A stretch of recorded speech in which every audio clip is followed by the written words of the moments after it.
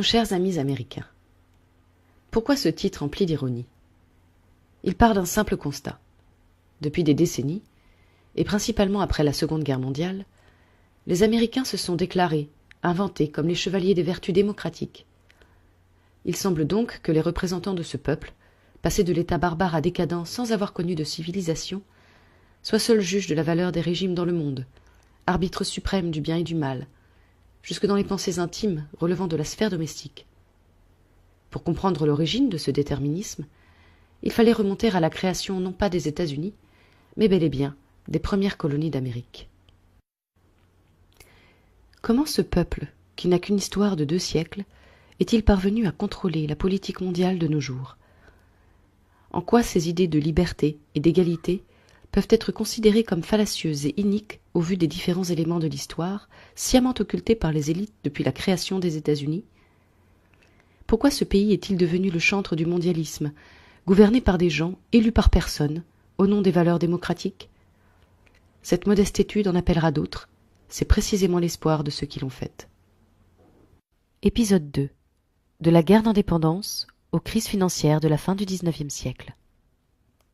Après la découverte de l'Amérique et sa construction pour laquelle les Anglais ont créé 13 colonies entre le XVIIe et le XVIIIe siècle, et ont pratiquement chassé les Français du continent, nous abordons le sujet de la guerre d'indépendance des États-Unis, ses causes officielles et officieuses. Après avoir vu l'histoire des États-Unis, de sa découverte et de son évolution pendant, on va dire, 2 siècles à peu près, même pas 2 siècles, on va arriver au moment crucial où on voit donc ces 13 colonies anglaises, les Anglais qui ont réussi à se débarrasser des Français. Et il y a quand même un détail qui est important, qu'il ne faut pas oublier, entre-temps, il y a eu un changement fondamental en Angleterre. C'est-à-dire que en 1694, il y a eu la création de la Banque d'Angleterre. Et ce qui change beaucoup la donne, parce qu'il y a les causes officielles, qui est donc le Boston Tea Party, où on voit les colons américains qui se révoltent parce qu'ils trouvent qu'ils payent trop de taxes au roi d'Angleterre. Ils se déguisent en Indiens. Ils se déguisent en Indiens même, voilà. En fait, ils montent dans un bateau qui ramenait du thé, et ils ont filé toute la cargaison par-dessus bord. Déguisés en Indiens. Déguisés en Indiens, bien sûr. Voilà, donc on balance la cargaison par-dessus bord, et ça commence à partir de là. Ça, c'est la version officielle. On va dire déjà, on va vous présenter quand même la situation, je dirais, dont on parle jamais à ce moment-là, c'est que l'illuminisme, on va dire l'illuminisme, la franc-maçonnerie a envahi la noblesse, a envahi, il y a beaucoup d'idées de république universelle. L'influence de la franc-maçonnerie explique-t-elle pourquoi les valeurs maçonniques font partie intégrante des documents les plus importants des États-Unis? Explique-t-elle aussi pourquoi les symboles de cette société figurent sur de nombreux monuments et bâtiments du pays? À Washington, le symbolisme joue un rôle essentiel. On voit bien le lien avec la franc-maçonnerie. Le premier symbole universel de l'organisation est une équerre avec un compas. Le compas est l'outil principal de l'individu. L'homme est la pointe, et l'idée en franc-maçonnerie est que l'individu est souverain. On trace un cercle avec le compas autour de soi. Si on agrandit son périmètre, c'est là qu'on accède à la connaissance et à la lumière. L'équerre symbolise la sagesse. Et la lettre G signifie grand architecte de l'univers. Et en fait, il y a plusieurs gens qui ont intérêt à avoir une république universelle. Donc, c'est d'abord les financiers parce que les financiers peuvent accessoirement prêter au roi, faire un peu de bénéfice, mais par contre, déjà, les gens qui détenaient la Banque d'Angleterre, qui avaient donc déjà mis à cette époque-là une dette énorme sur la banque anglaise, je confère le Banksterton, on avait donné les sommes, se disent finalement, c'est bien de rançonner un roi, mais c'est peut-être mieux de rançonner un pays.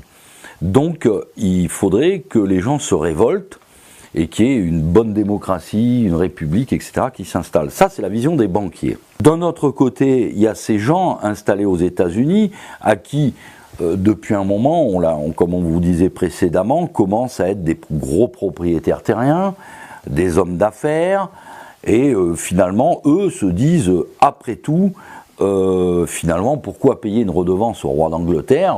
Si on est un pays libre, on va faire une constitution et on paye d'argent à personne. Je rappellerai le fait suivant, dans la constitution américaine, l'impôt sur le revenu est illégal. C'est illégal. Elle a pris son existence, et regardez bien ce qu'expliquait Étienne Chouard sur le sujet. Au fur et à mesure qu'on a inventé de la dette, on a créé l'impôt sur le revenu, et on s'est servi de l'impôt sur le revenu qui n'a cessé d'augmenter au fur et à mesure que la dette augmentait. Donc ça, il faudra qu'un jour les gens posent la bonne question. Donc on se retrouve donc dans ce pays de gens qui officiellement vont se révolter contre les taxes royales anglaises. Pour revenir sur la cause de la guerre d'indépendance, c'est aussi le fait que les financiers anglais, à la base, se sont vite rendus compte, donc derrière la finance anglaise, on retrouve des noms qu'on connaît à l'heure actuelle, des Rothschild par exemple, qui vont se rendre compte qu'en fait, aux États-Unis, enfin dans les 13 colonies, à cette époque, il n'y avait pas de problème de dette. C'est-à-dire qu'ils créent la monnaie au fur et à mesure des besoins de l'industrie et du commerce. Donc ce qui fait qu'il n'y avait pas forcément d'inflation, on n'avait pas besoin d'impôts, on avait besoin de rien. Tout fonctionnait correctement. Voilà. Donc de là, il y avait des taxes. Il y avait des taxes. C'est pour ça que la Boston Tea Party est une fausse raison, étant donné que même Benjamin Franklin l'a déclaré en Angleterre quand il était en voyageant vers 1764. Il explique correctement que les colons auraient supporté largement des taxes. Le problème, c'était pas de leur prendre leur bien le plus cher, c'est-à-dire la création de la monnaie. Parce qu'ils avaient bien compris déjà comment fonctionnait la Banque d'Angleterre, donc ils voulaient pas que ça arrive la même chose aux États-Unis. Voilà, c'est-à-dire. Et Rothschild va se servir de ça pour financer plein de personnes pour créer justement la guerre d'indépendance. Alors, on reprend donc sur notre ami Washington, puisqu'on va commencer par lui. Donc pour savoir exactement ce qu'on appelle le père fondateur par excellence, c'est George Washington. Alors George Washington, d'abord, première chose, si on veut savoir à quel niveau il faut savoir qu'il a été initié franc-maçon en 1752 à l'âge de 20 ans, à la loge Fredericksburg en Virginie. À Fredericksburg en Virginie, en 1752, George Washington a 20 ans et il intègre une société secrète, les francs-maçons.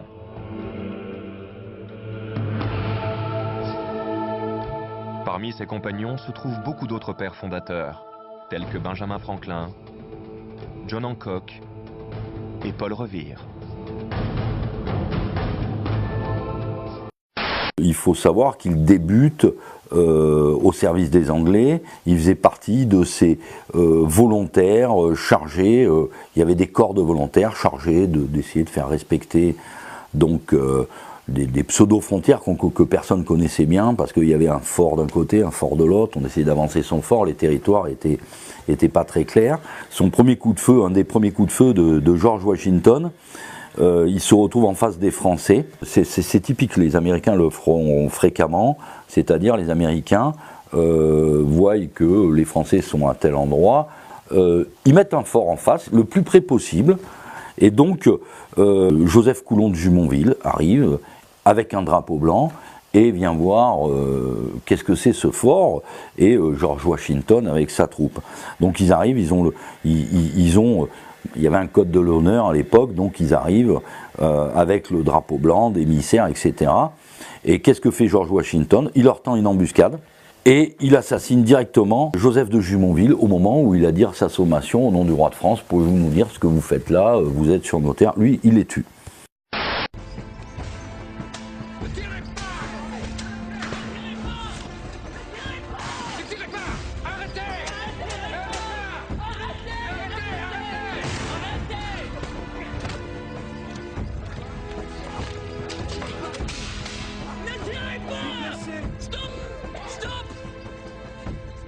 The retreat cut off by Washington's Indian allies, the French surrendered within minutes. their officer sits wounded. This is Ensign Joseph Coulon de Villiers de Jumonville. He's an envoy. Here's a letter from his commander. I do not speak French. Under the protocol of the day, Washington is responsible for the well-being of the wounded Frenchman. But he soon realizes that this deep in the woods, different rules apply. Tu n'es pas encore mort, mon père.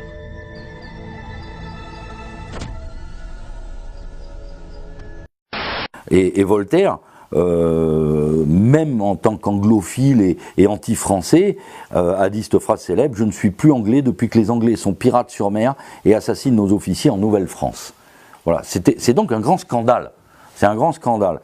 Alors, qu'est-ce qui se passe?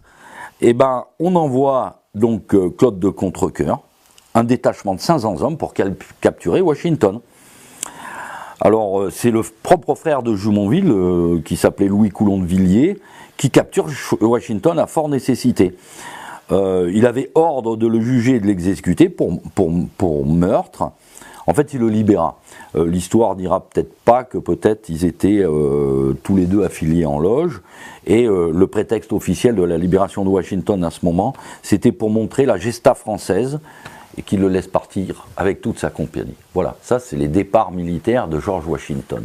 Donc il assassine un émissaire plénipotentiaire et la France envoie un officier le capturer, ce qu'ils font assez aisément, et il le relâche, lui et sa troupe, en lui disant « Voilà, ça c'est la mansuétude française ». Alors, on comprendra que les méthodes françaises et anglaises n'étaient pas les mêmes. Alors bon, Washington a reconnu cette erreur, hein, rassurez-vous, c'est une lettre de 1754, voilà, bon, il le regrette. Mais il faut savoir quand même qu'au moment où éclatent donc les événements du Boston Tea Party, Washington, c'est un des personnages les plus riches de la Virginie, hein, faut quand même savoir, donc il n'est pas pressé de soutenir la cause de l'indépendance, il vaut mieux de voir comment ça tourne. Pour l'instant, il ne bouge pas. Et pourquoi il ne bouge pas? Ben, tout simplement parce qu'il a épousé une riche veuve, déjà, donc il a récupéré un capital, et il avait donc à ce moment-là, entre ses esclaves à lui et les esclaves de sa veuve, comme je le disais précédemment, il avait 300 esclaves à son service, et qu'en fait la vie était très belle, en plus c'était une belle femme, il était heureux, après tout. Bon, mais après, alors, on ne dira pas pourquoi Washington, finalement, est-ce que c'est parce que de toute façon, il commençait à se créer, et là, ce qui est indiscutable, je dirais, un espèce de... c'est une guerre, c'est toute la franc-maçonnerie bat la campagne pour cette guerre d'indépendance. Donc, Washington étant franc-maçon, il est quand même obligé de prendre fait et cause, d'abord parce que Benjamin Franklin, parce que il y a toute l'intelligentsia maçonnique d'Europe qui est en effervescence sur cette guerre d'indépendance. Formé par Benjamin Franklin. Formé par Benjamin Franklin, qui s'est chargé également, au cours de ses voyages en France, de former, de créer de nombreuses loges pour la noblesse française. On verra ce que ça coûtera à Louis XVI qui a laissé faire, mais ça viendra un peu plus tard. Au départ de cette guerre, on dira que ça sera une révolte où les insurgés, on va les appeler comme ça, les insurgés, ils ne gagnent rien en fait, hein, ils ne s'en sortent pas. Alors il y a des alliances qui se font accessoirement avec des Indiens, n'est-ce pas? Alors on verra que, en 1779 par exemple, Washington, comme les Iroquois s'étaient alliés avec les Anglais, il envoie le général John Sullivan dévaster les terres et détruire tout le monde, hommes, femmes, enfants, voilà, les Iroquois sont associés avec les Anglais, on les tue. Et ça commence à bouger parce que, pourquoi ça va bouger cette guerre à un moment donné? Parce qu'elle traînait, les insurgés n'avaient pas beaucoup de succès, donc il fallait absolument emmener la France, d'abord, soutenir cette révolte, et il fallait trouver de l'argent. Alors, où est-ce qu'on va trouver cet argent? C'est tout à fait simple à comprendre. Il y a toujours un homme providentiel. Et cet homme providentiel, il s'appelle Haïm Salomon. Alors, quand on parle du financier, du superintendant du trésor des révoltés, on parle de Robert Morris qui a fondé la Bank of North America et qui a appelé des financiers à le soutenir. Mais les Américains ont découvert il n'y a pas très longtemps qu'ils devaient beaucoup à Ibn Salomon, qui était un personnage assez spécial, un génie de la finance qui parlait 8 langues, etc. Qui arrive très pauvre aux États-Unis, hein, et il se transforme en courtier à Philadelphie, courtier, agent de change, etc.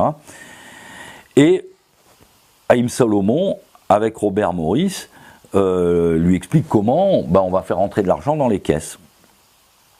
Et de 81 à 84, voilà, au service de la Révolution, et il faut savoir que de 1781 à 1784, eh bien, il va devenir le plus gros dépositaire de la Banque de Maurice et son agent exclusif en tant que courtier officiel de la trésorerie. Alors on va se dire comment ce personnage qui n'a pas d'argent a pu aider la Révolution, et d'ailleurs les Américains ils ont même fait une statue.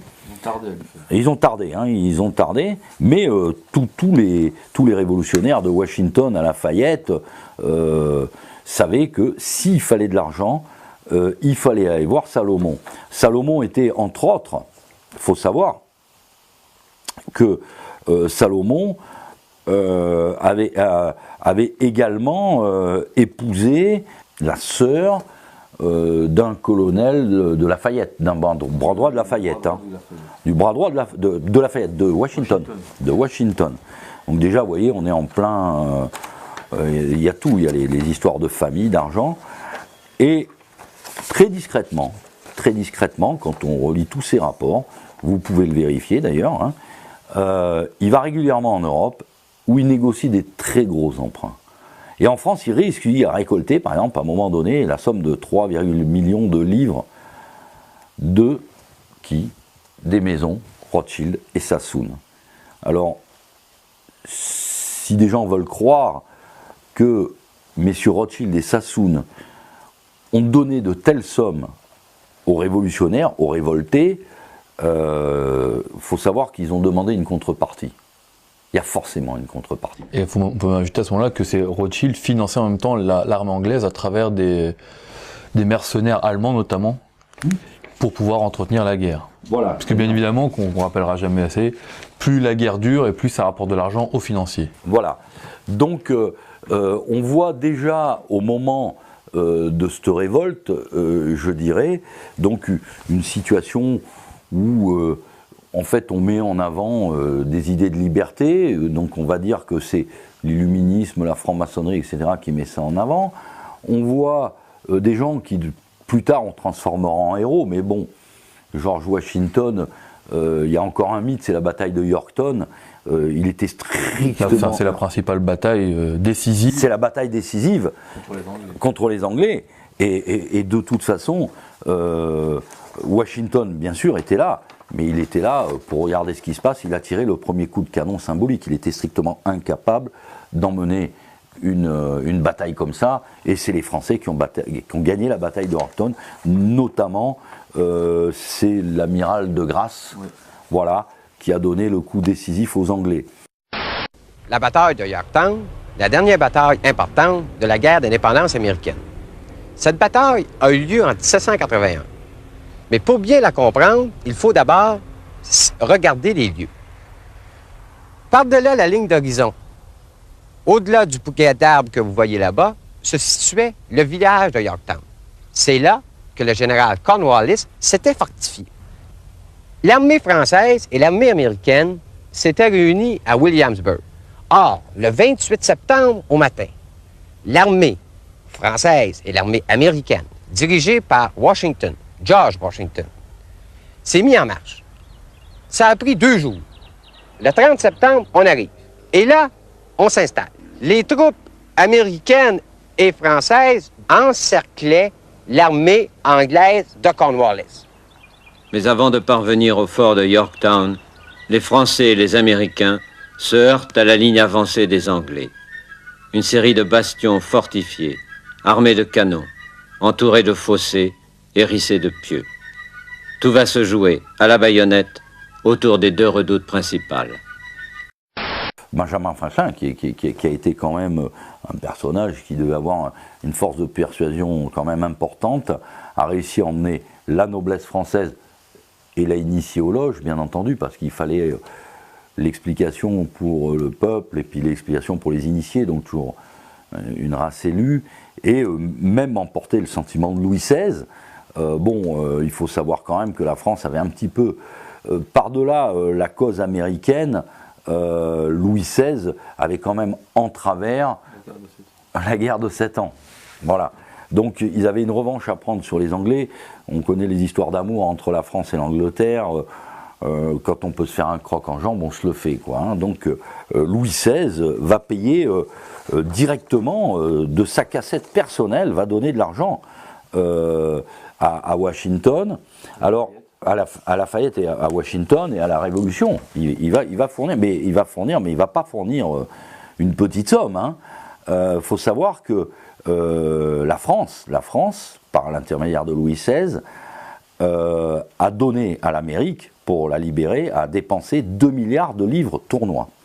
Alors si quelqu'un veut savoir ce que c'est une livre tournoi, plus ou moins à travers l'histoire, elle a un petit peu varié, mais une livre tournoi vaut 0,312 grammes d'or pur.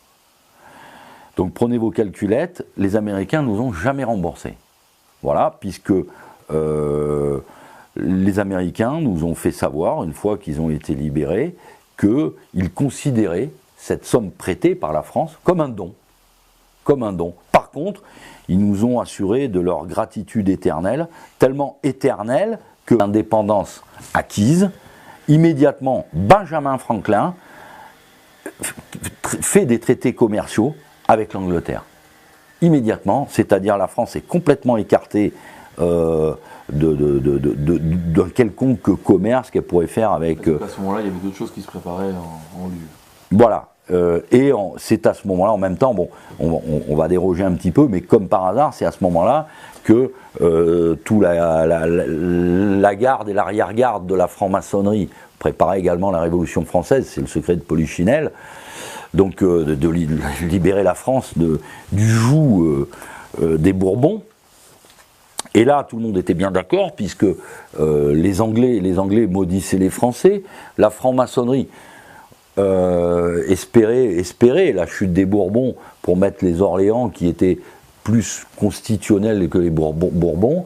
Au même moment, juste après l'indépendance américaine, pour expliquer la situation de la France, à ce moment-là, on a ce que les Islandais appellent le volcan de la Révolution. C'est le Laki en Islande. C'est une chaîne de volcans qui explose. En même temps, on a un autre volcan qui explose au Japon, et on se retrouve avec pendant une année complète où on voit le soleil à travers un brouillard de cendres. De toute façon, cette période était appelée une mini-ère glaciaire, parce que les hivers étaient très très rigoureux, ce qui fait que les récoltes en général, arrivé le printemps, il n'y avait rien qui poussait. Les Américains, eux, avaient signé, donc sont libérés.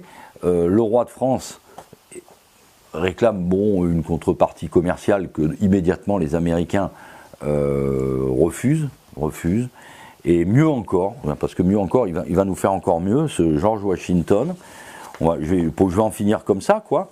À partir, donc, on va se retrouver, donc, un petit peu les cocus de la Révolution américaine. On les a libérés, on a gagné les batailles, on a financé. Donc, immédiatement, ils font donc leur fameuse constitution américaine, etc. Et pour nous remercier, dans un premier temps, ils disent, bon, on ne vous doit pas de sous, c'est un don. Et ils signent des traités commerciaux avec l'Angleterre. Et quand éclate la Révolution française, alors là, sous le Directoire, c'est carrément, là, en 1798, le Congrès des États-Unis déclare nulle l'alliance et les diverses ententes avec la France. C'est fini, et ils nous tirent dessus. La France se trouve dans une difficulté, parce que le rappel des États généraux de Louis XVI, les caisses de la France étaient au plus bas. Louis XVI, contrairement à une légende, Marie-Antoinette n'a jamais dit il demande du pain, donnez-leur de la brioche, c'est pas du tout. Louis XVI et la cassette royale, qui était une cassette personnelle pas très importante. Il faut savoir que la France était donc un pays riche dans un État pauvre, l'État c'était le roi. Donc Louis XVI qui se devait de respecter à l'époque ce qu'on appellera la doctrine sociale de l'Église, et définie par Thomas d'Aquin, n'avait pas le droit de lever d'impôts sur le peuple, parce qu'à partir du moment saint Thomas d'Aquin avait défini qu'au-delà de 20% d'impôts, ce n'est plus un état de droit, c'est une dictature. C'est une tyrannie, c'est une dictature, c'est ce qu'on veut. Et donc Louis XVI appelle les états généraux, c'est-à-dire tout le peuple, tous les 3 tiers, les 3 ordres, on va dire, du peuple, pour demander l'autorisation de renflouer les caisses de l'État. Donc on arrive à la chute de Louis XVI, puisque c'est la convocation des états généraux qui provoque la Révolution. C'est un ensemble, donc on doit cette Révolution française qui a été une catastrophe, je dirais. Là, il y a eu des génocides, là, et on a eu droit à Napoléon. C'est un petit peu un cadeau rétroactif de nos amis américains. En fait, c'est à ce moment-là aussi qu'on va commencer à voir la bataille qui va se livrer entre ceux qui veulent mettre en place une banque nationale sur le modèle de l'Angleterre et ceux qui vont tout faire pour que le gouvernement américain garde le contrôle de la monnaie et l'émission de pièces, d'argent notamment. Alors, et c'est là où il y a une ambiguïté, c'est sur les pères fondateurs. Il y en a qui vont essayer d'influencer, notamment un personnage qui s'appelle Hamilton, qui va commencer à mettre en place des banques, notamment Bank of America, qui va être créée à ce moment-là. Et il y a Jefferson, qui va rester un peu une énigme, parce que c'est celui qui va vraiment s'imposer contre le fait d'établir cette banque. Et il a même cité plusieurs fois, c'est dans des livres d'histoire classique, que si on crée une banque, des institutions bancaires nationales plaquées sur le système anglais, que les libertés allaient être rapidement réduites à néant. C'est-à-dire que parce que d'après lui, une institution bancaire, c'est toujours pire qu'une guerre. Alors, il y a des gens qui diront que cette phrase est apocryphe, etc., qu'on n'a pas la preuve. Il y a une phrase beaucoup plus simple qui sera dite plus tard par Lincoln, au cours de la guerre d'indépendance. Il dira, de toute façon, actuellement, j'ai 2 ennemis. J'ai les sudistes en face et les banquiers derrière. Et des 2, ceux qui sont derrière sont les bien pires. Bon, le mythe est créé, les pères fondateurs, les actes fondateurs, etc., donc qui font que c'est un grand pays, un vent de liberté à souffler sur l'Amérique. Aux États-Unis, à ce moment-là, d'abord c'est la course à qui acquérira les plus grands territoires sur le dos des Indiens. C'est à ce moment-là que vont se fonder les premiers grands barons, les premières grosses fortunes vont commencer à se créer dans cette période-là, on va dire, qui se situe entre, on va dire, 1780 et 1850, voilà, juste un peu avant la guerre de sécession, vont commencer à se créer des fortunes. Alors, ça va assez simplement, on spolie un petit peu les Indiens, après on va spolier un petit peu les Mexicains, les Espagnols, mais après les Mexicains, puisque le Mexique, lui, les Espagnols lâcheront leur position au Mexique à partir de 1810.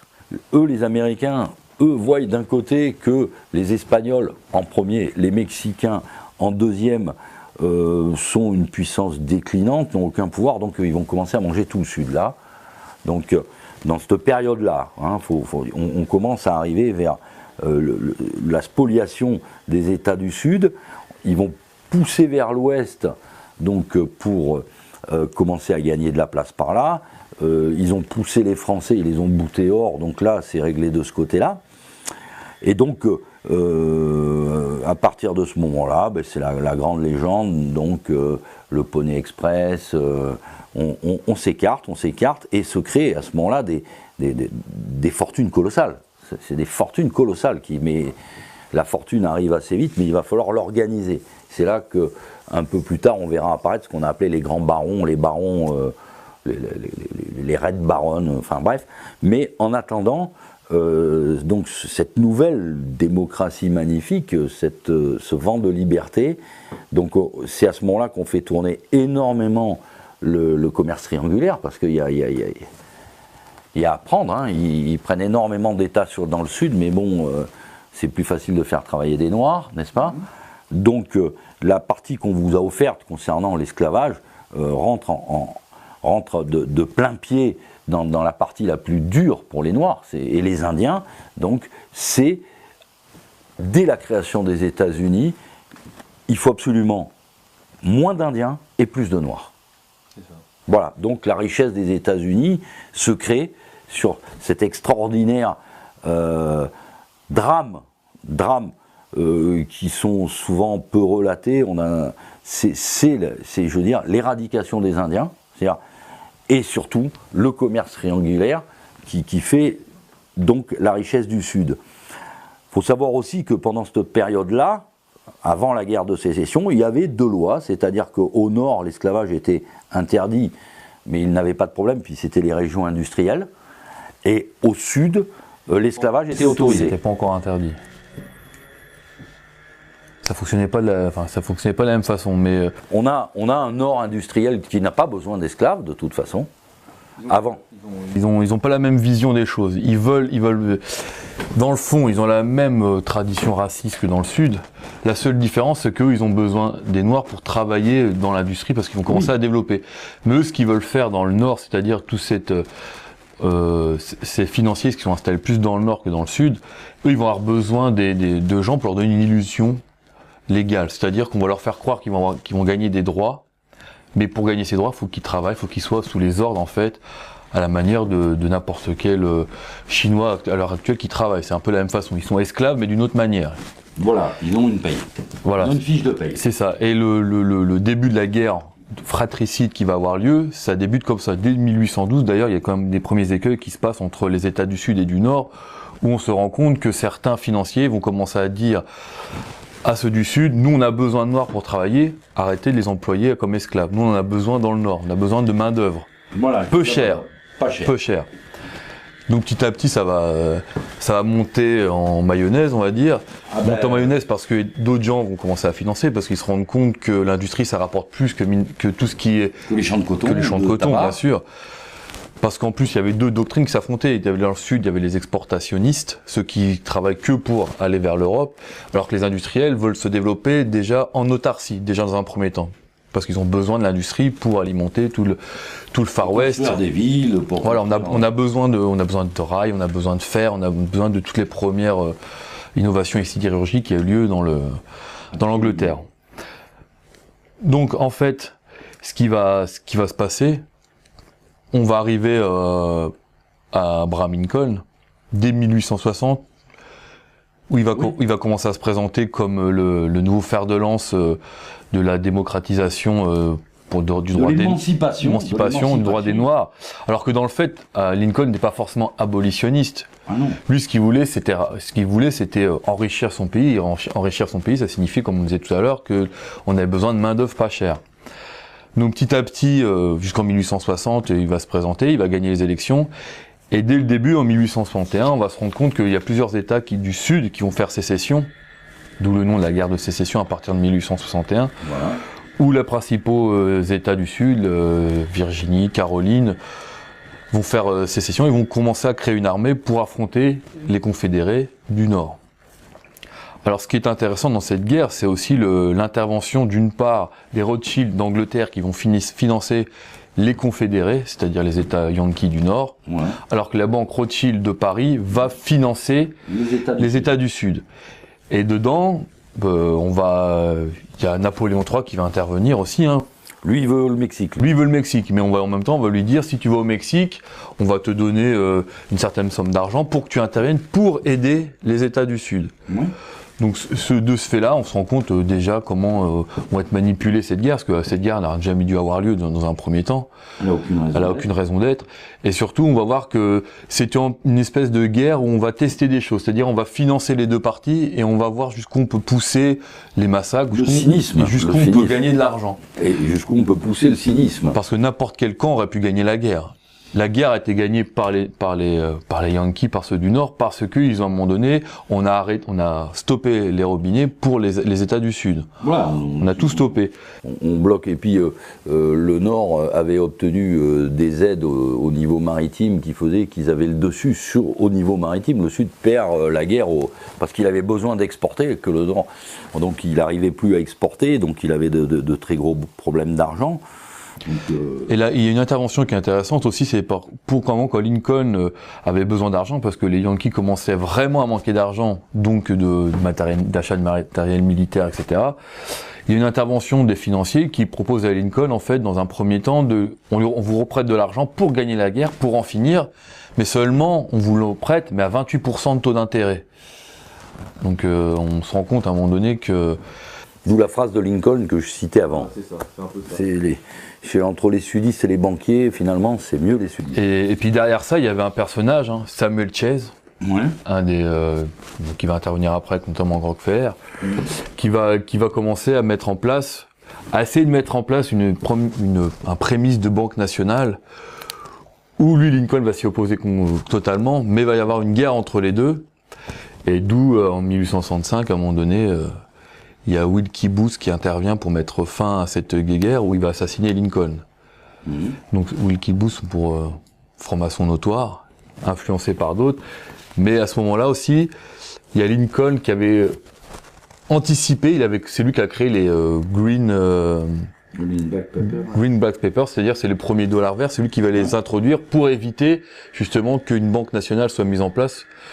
Et comme on l'a dit tout à l'heure, pour éviter que les intérêts de la nation soient détournés par les banquiers. Et là, faut quand même dire, bon, un personnage comme Lincoln, quoi, et d'autres pères fondateurs avaient bien compris que l'Amérique était en train de se faire manger. Alors ils avaient d'une part ces cartels qui commençaient à se mettre en place, et ces tentatives de monopole, que ce soit, ça a commencé avec les diligences, et puis après ça a été dans le fer, après ça a été dans toutes les exploitations, de tout temps, dès le départ, il y a eu aux États-Unis des tentatives de cartélisation, immédiatement. C'est pour ça d'ailleurs de trust ou de cartel, ce qui est un peu pareil, quoi. Donc dès cette Amérique naissante, on voit qu'il reste encore des personnages comme Lincoln qui eux ont quand même des aspirations vers je dirais une liberté qui n'est pas conditionnée à l'humeur des banquiers. Voilà, c'est l'erreur de Lincoln. C'est pour ça qu'il a été assassiné. Là maintenant, le pays, la guerre civile est terminée, mais on sort de la guerre civile, le Sud est ruiné, le Nord y a laissé des plumes, et les banquiers ont tout gagné. Si on peut parler aussi d'autres conséquences aussi, c'est à ce moment-là qu'on l'a déjà dit tout à l'heure, qu'apparaît le Ku Klux Klan quand même. Que Albert Pike va commencer à mettre en place certains nouveaux rites d'illuminisme ou autres, et qui va surtout influencer la façon de ce qu'on appelait, disons que c'était donc pareil, bien entendu, un franc-maçon de haut niveau, mais qui plus est, il avait créé l'église paladiste, je veux dire. Alors bon, à chacun d'aller essayer de comprendre, d'aucuns diront que c'était carrément des cultes à Lucifer, d'autres diront autre chose. À la fin de cette guerre civile, c'est là que vont débuter. Alors, durant cette guerre civile, il y a des grands noms qui ont commencé à s'installer, qui à vendre des fusils, qui à vendre... C'est là où quand est apparu M. Morgan, qui on va revenir dessus, l'un des plus célèbres fondateurs de la Fed. Peppermint Morgan. Ouais, voilà. En fait, cet homme, il va commencer à faire sa fortune en volant des fusils et en faisant de la contrebande de fusils. Et il va s'enrichir énormément grâce à ce business. Et c'est de là qu'il va commencer à investir dans le monde bancaire, dans le monde de la finance. Là, les banquiers s'installent et il y a des dizaines de milliers de banques qui se créent. C'est là, après cette guerre d'indépendance, je veux dire, à partir de, on va dire, du début du 19e siècle, donc dans cette période que je cite, qui est donc entre la guerre de sécession, après la guerre de sécession, c'est là qu'on voit aussi se monter les plus grosses fortunes, dont M. Carnegie, Rockefeller, il va s'en sortir un peu. Carnegie, c'est dans le fer, Harriman dans les chemins de fer. Voilà, il y a les plus grosses fortunes qui vont commencer à se créer, et là, il va falloir se partager le gâteau. Mais pour se partager le gâteau, il faut avoir créé le hold-up parfait. L'Amérique, très rapidement après la guerre de sécession... Ça a créé plein de crises économique. Oui, mais il y a une opulence extraordinaire. Il y a une opulence extraordinaire. Le seul problème à cette époque-là aux États-Unis, c'est qu'il n'y a pas d'or, ou on va dire très peu d'or. Tout de l'argent. C'est le problème des gros banquiers qui sont pour l'instant installés dans la City de Londres, c'est qu'eux, ils maîtrisent l'or, ils contrôlent l'or, mais ils ne contrôlent pas l'argent. C'est qui va leur poser un énorme problème. Il n'est pas petit, le problème. Étant donné que pour pouvoir manipuler la monnaie, il faut bien sûr un étalon, et pour l'instant c'était l'or, l'argent ne rentrait pas en compte pour l'instant. Donc ils vont se servir d'un homme qui s'appelle Sherman, qui va écrire directement à Rothschild, enfin à la maison Rothschild, de cette époque, et qui va leur expliquer qu'il est assez facile de manipuler à l'époque le président qui est Grant, et qu'il va être, en le manipulant à travers des sénateurs qui vont créer des commissions monétaires pour pouvoir stopper la primauté de l'argent sur l'or aux États-Unis. Donc de cette façon, ils vont commencer à faire des lois, des projets de loi pour essayer de démonétiser l'argent par rapport à l'or. Ils vont tous comprendre, que ce soit les industriels, les banquiers, ils vont devenir tous consanguins. Ils vont se marier entre eux, ils vont faire des alliances, ils vont comprendre qu'il faut travailler ensemble, que ce soit un peu plus tard sur le pétrole, un peu avant sur le fer, que ce soit sur la finance. Ils vont faire des concentrations financières pour avoir le pouvoir d'imposer une unité monétaire et une banque centrale. Alors, la première crise, on va reprendre au départ. Où est la première crise? Il y a des chiffres qui sont formels, c'est les sommes qui circulent par habitant à telle date qui vont commencer à disparaître. C'est-à-dire que on va faire disparaître la monnaie en circulation. Voilà ce que vont faire les financiers. On va diminuer la masse monétaire au fur et à mesure. On diminue la masse monétaire. Mais ça, c'est toujours pour essayer de démonétiser l'argent. Plusieurs crises, mais la première va se situer à partir de 1870, où les banquiers vont décider en fait de s'approprier tout le contrôle de la monnaie, d'émission de monnaie aux États-Unis. Mais pour cela, avant, il faut qu'ils se débarrassent de l'argent, puisqu'en circulation aux États-Unis, il y a principalement de l'argent plutôt que de l'or. Or, les banquiers internationaux, jusqu'à présent, ne sont fixés que sur l'or. Donc, pour pouvoir commencer cette manipulation monétaire, il faut absolument démonétiser l'argent pour pouvoir créer, créer un étalon or pour pouvoir ensuite créer une banque centrale. Donc, ce qui se passe, c'est en 1863, il y a un sénateur qui s'appelle Sherman, par l'intermédiaire de trois autres personnages qui sont Kelheimer, Norton et Van der Gool, qui vont s'adresser directement aux Rothschild de Londres pour leur proposer un pacte dans lequel ils vont expliquer clairement que par des manipulations, ils pourraient s'octroyer facilement le fait de démonétiser l'argent pour mettre en place l'étalon or. Et dans cette lettre, je vous la résume rapidement, ils expliquent clairement que la façon dont ils vont procéder, la plupart des gens ne comprendront même pas de quoi il en retourne. C'est-à-dire qu'ils vont être capables de mettre en place une loi tellement compliquée que personne n'y comprendra rien. Et vu qu'au niveau de la propagande, on mettra en place le fait que ça sera bénéfique pour les gens, bénéfique pour l'Amérique, forcément ça passera plus convenablement. Donc en 1873, une loi va être votée au Congrès, et cette loi va favoriser une nouvelle frappe de monnaie et une nouvelle loi sur la monnaie. Et donc pour démonétiser l'argent, ils vont fonctionner très facilement, ils vont petit à petit retirer de la masse monétaire en circulation. C'est-à-dire que par exemple en 1866, il y avait en circulation en dollars par tête de pipe aux États-Unis, il y avait environ 50 $ par habitant. 10 ans plus tard, donc en 1876, il ne restait plus que 14 $. Et à partir de 1887, il ne restait plus que 6,67 $ par habitant. Donc ce qui veut dire que petit à petit, on réduit la masse de monnaie en circulation. De ce fait, forcément la piétaille. On crée petit à petit. On crée une récession, il n'y a plus de moyens d'échange. À ce moment-là, il y a d'ailleurs des dizaines de milliers de commerces qui sont tombés, qui ont fermé, des faillites. Ça a été une période de faillite incroyable, puisque quand il n'y a plus d'argent en circulation, forcément, c'est la faillite. Donc aussi pour pouvoir manipuler de cette façon, il y a un personnage qui s'appelle Ernest Seyd qui est envoyé en Amérique et qui a à sa disposition 500 000 $ pour pouvoir corrompre tous les membres clés du Sénat et du Congrès, et de cette façon faire passer la loi plus facilement.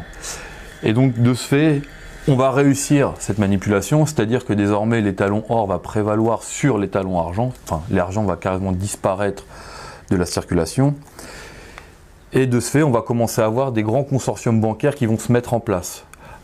Il y a par exemple les Morgan qui vont commencer à s'allier avec Drexel. Donc c'est Drexel, Grenfell, ce sont des banquiers qui sont implantés en Angleterre, et on va commencer à construire ces grands conglomérats qui vont permettre plus facilement de manipuler les finances mondiales. Et dans ces associations, on retrouve les noms de Warburg, d'Allemagne et d'Amsterdam.